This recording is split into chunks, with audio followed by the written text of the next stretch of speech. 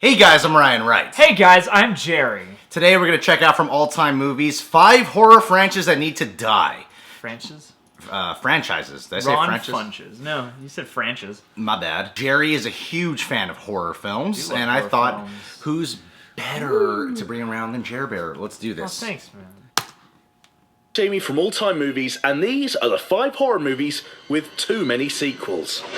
That should have called it quits earlier. That went to hot shit. Hot shit in a negative way. Not good hot shit. That just turn into hot trash. Throw them in the bin. A word of warning. right. We've got some pretty gruesome spoilers coming up. Nice. So if you're feeling squeamish or holding out for a horror movie marathon, maybe look away now. I hate that Starting scene! off at number 5, it's the Paranormal Activity series. Of course. Yeah, maybe. Oh. The films follow Katie, a young woman terrorized by paranormal forces. I think we're going to have a very interesting time capturing whatever paranormal phenomena is occurring or is not occurring. She gets possessed again, There's footsteps in, but there's no footsteps out. and again, and again.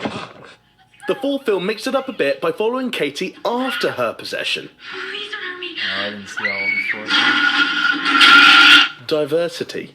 But we were back on familiar ground for film 5, where we got to see the possession we watched in the first one all over again. Well, kind this time of, through a slightly different camera angle, just in case we'd forgotten.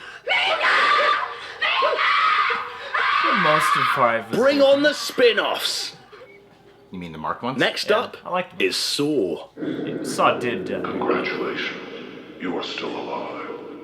It took an entire decade and 7 movies before studios finally decided to call time on this franchise. The first full-length Saw movie was a surprise sleeper hit, raking in $103 million.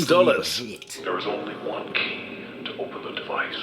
But though audiences loved it and critics saw it as a credible horror thriller, others dismissed it as torture porn. 100 men in tights. And with each sequel, the torture scenes just got worse. And worse. By the time we were treated to Saw in full 3D That was a glory, good scene, though. or should I say gory, audiences had had enough and didn't watch it. Let's just hope no one decides to make a prequel. Coming in at They 3 almost did. is That Halloween. became the original collector. 1978 film is celebrated as one of the best horror movies of all time and a classic slasher film. But by film number 10, Michael Myers' refusal to die had just become ridiculous. No, not that one. This one. Over the course of the Halloween movies, Myers survived 3 stabbings, 4 shootings, a fire, falling from a window, falling down a mine, being hit by a truck, being electrocuted, and even being beheaded. Yeah. To date, the masked murderer has managed to kill 102 people. Wow. And with Saw screenwriters Patrick Melton and Marcus Dunstan, you've heard of them, on board to write yet another sequel, it's looking like that death toll is only going to get higher. I'm excited for that. That's just one. At number 2 is the Friday the 13th franchise. Spanning 3 decades, the 12 films have pulled out every horror movie cliche in the book.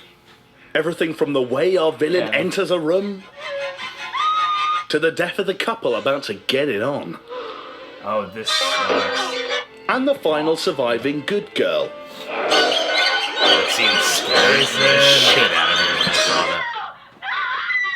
Friday the 13th sure does horror movies by the book. And like the best baddies, he's doing it all for his mum. Oh, that's sweet. Oh, yeah. Oh, Pamela. Finally, we get to the horror franchise that should have pulled the plug a long time ago. Amityville With a grand Horror. total of 14 Wasn't expecting films, that. we've been watching families move in and out Oh, of wow. 112 Ocean Avenue for nearly 40 years. Prone to dysfunctional plumbing, mysteriously locking doors, and leaking walls, the real estate agents selling this place really do deserve a raise. And if they're not moving in themselves, the people of Amityville just can't stop themselves from taking its possessed possessions into their own homes. Of course. The 6th movie introduced us to the terrifying cursed clock, Ding Dong. And film number 4 brought us the horrifying story of a haunted lamp. With another film scheduled for 2016, who knows what's going to be haunted next? So, do you think we've missed any movies from our list? Texas. Nightmare on Elm Street, for example. Well, there have only been 5 of those, I think. Thanks for watching All Time Movies, and make sure to watch the next one. Yeah, what was the 5th one? Amityville Horror. No, that was the first one. Oh, the 5th one. You mean at the bottom of this. Paranormal Activity is a franchise that supposedly the 5th one is going to be the last one. This would be number 6. Oh, well, yeah, this is Paranormal 5. The Ghost World or Ghost Don't Adventure. make me become the technical guy. That's It's your technically the job. 6th film. It's just that they gave the 5th one a subtitle, and it was in, LA, or in It was a Oxnard spin-off. instead. Yeah, true, but it's still wrapped into that story. Yeah, but the real part 5 is coming out now. This is true, yeah. I don't know, I go back and forth on those movies, because, I like a couple of them. The marked ones may be my favorite one, but... I go back and forth on the franchise because one part of me is like, they keep the family tree of Katie keeps fucking recording everything that's going on. It's like, at a certain point, this woman's life is not all that interesting. But then another part of me is like, I kind of like how they keep tying it in and instead of just getting a new cast. So yeah, there's clever stuff here and there. Here and there. Saw had an ability though to keep you coming back for more, wanting to hear more, wanting to see more of the twists.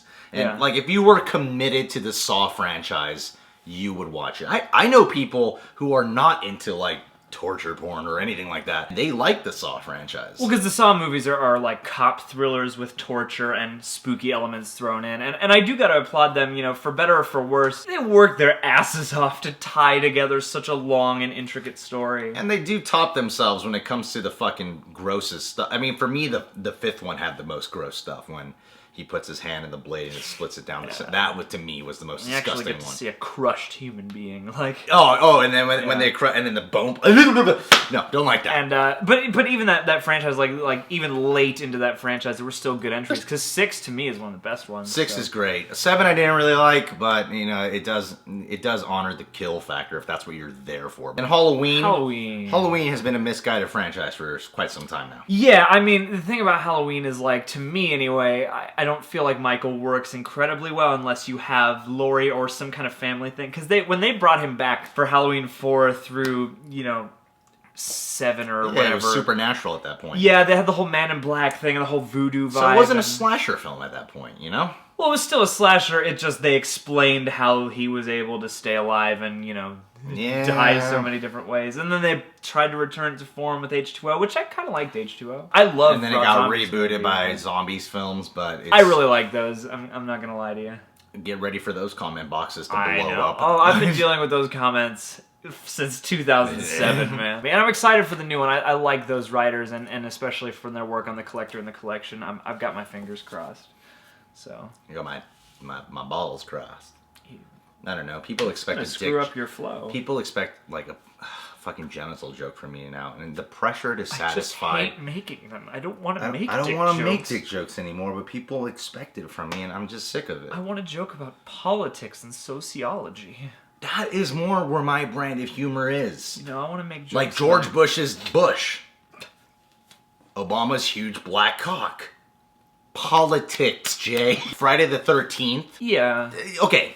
Friday the 13th, though, you're dealing with something that early on gets established that it's pretty supernatural, and we're watching a shit ton of movies now where it's Jason coming back from hell over and over again or whatever. Yeah, I mean, they go full supernatural in part 6, and then, they have the obligatory installment where it's not actually Jason, but yeah, they get pretty loose with the physics pretty early on. So it's not something I feel needs to die. I mean, I thought the reboot was unnecessary. Well, it was kind of necessary because Jason X kind of took it to space. Jason X was pretty wacky. I mean, I like the remake is, at worst, just fits in among the sequels, and it's better than some of the sequels. It's got some silly shit in it, but it's also got some fun stuff and some good kills. Some hot sex in it. Yeah, and I really like Derek Mears as Jason. I just want to see him in the snow. I like the woman's tits they showed in the film. Yeah, that was the funniest sex scene I've ever seen. It was titillating, but also very, very funny. Titillating. Yes. In some ways, I kind of agree with their number one choice, and I kind of don't. Amityville Horror is a franchise that keeps going, but it was only interesting like with the first movie. After that, it kind of just stopped becoming interesting. It seems like they're struggling to keep this one fresh, and the best attempt at doing that wasn't even an Amityville movie. It was The Conjuring. Yeah, The Conjuring. Just the same investigators, you know. It's something that I could see why they might put it as number one, because it doesn't amp up the entertainment factor. Like, most people aren't that really familiar with the sequels, actually. Yeah, it's like I didn't realize they'd made 14. I mean, granted, this isn't a franchise I got super into, but I personally kind of like the Ryan Reynolds remake. I haven't seen the remake. I've heard it said that there are at least some cool visual flares. Yeah, I don't think it's that bad. Okay. And I thought Ryan Reynolds did a pretty good job. He probably did. I mean, it's not ready for those comments. It's not the worst of the Platinum Dunes movies. The Hitcher and Freddy Krueger can probably handle that one. Anyway, guys, yeah, thanks for tuning into the channel. That was from All Time Movies. If you're new to the channel, you can subscribe to The Real Rejects. You can check out Reasons to Jerry over here. Check that out. And Dank Ass Stubs podcast. And you can follow us on Facebook, Instagram, Twitter, Vine, and Periscope. Subscriber female. Hey, Real Rejects. I have huge tits. I'm kidding. She didn't say that. That's not what that's Keep up the good work. All of you make me laugh, and your reactions make my day that much better. Oh, cool. Enjoy the 100,000 play button award, since it is well deserved. Oh yeah, I play with it every day. Also, I like your channel because usually the videos you guys react to, I would have never saw it if it was not because of you guys. Oh, that's cool. Turning people on to stuff. Again, great job and love you all. Peace. If I do get a shout out, I like to be referred to my YouTube name. Rain, fires, now, and... Snow. Oh, rain, fire, snow, and earth, and. Well, rain, fire, snow, and earth, and... Okay. Rain, fire, snow, and earth, and. What was the last one? Ether? Look, lady. Why snow? Why is your name so complicated? It's like a weird list of very specific elements. I just want to tell you, I'm glad that you are a subscriber. I know that rain, fire, snow, and the earth refers to the orgasmic experience that you have when, you watch this channel, specifically me. Or maybe it's like the post office, like rain, sleet, snow, or hail. We'll deliver what you need. You're changing the joke, and I was going somewhere with that, okay? Just hold on one second. What happened to yes and? I'm going to play with keys. Okay, you're doing it more. So, rain, fire, snow. Okay, so rain refers to the watery vagina she gets when she gets wet, Fire's when, like, oh, I want to fuck, so then she starts fingering herself. And snow, yeah, she's thinking of the white jizz going on her. And earth, it's when fucking on dirt. I'm really glad I made room for that explanation. Yeah. I'm really... Next time, don't interrupt. I bet she's glad that you used her YouTube name instead for this. Take care.